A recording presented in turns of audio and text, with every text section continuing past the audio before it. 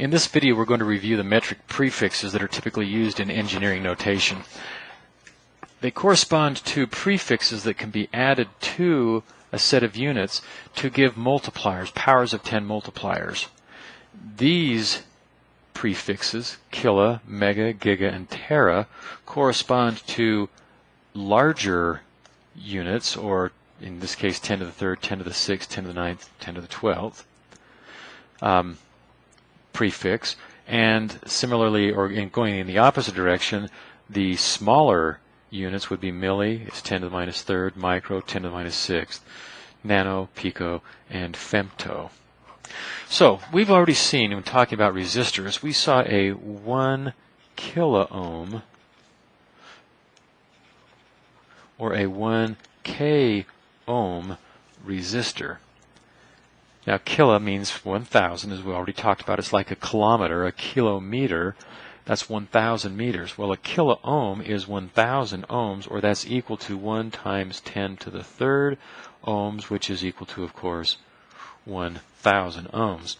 So in scientific notation, this times 10 to the third, we can represent that in terms of kilo ohms. So a 1 kilo ohm resistor is a 1 times 10 to the third ohms resistance, just like a kilometer is 1 times 10 to the third meters. Similarly, 1 mega ohm, or 1 capital M ohm, is equal to 1 times, mega means times 10 to the 6th, so 10 to the 6th, that would be 1 million ohm resistor. Now, we've also seen where the smaller units have been used. When we talked about a 1 milliamp of current.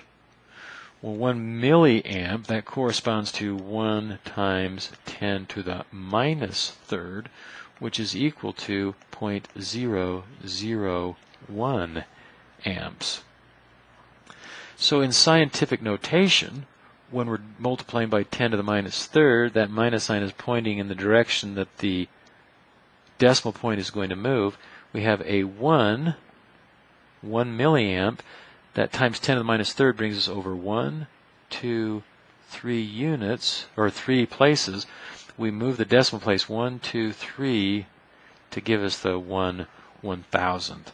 So 1/1000th of an amp is 1 milliamp, and we can write it as 1 times 10 to the minus sixth. Similarly, 1 microamp would be 1 times 10 to the minus sixth amps, or that would be 0.0000001 amps.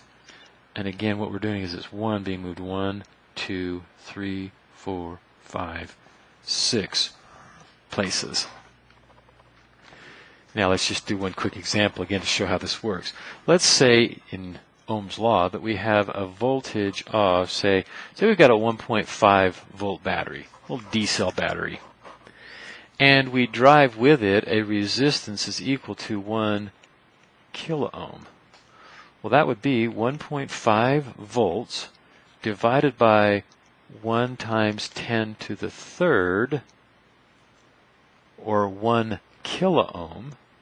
So that would give us then 1.5 times 10 to the minus third.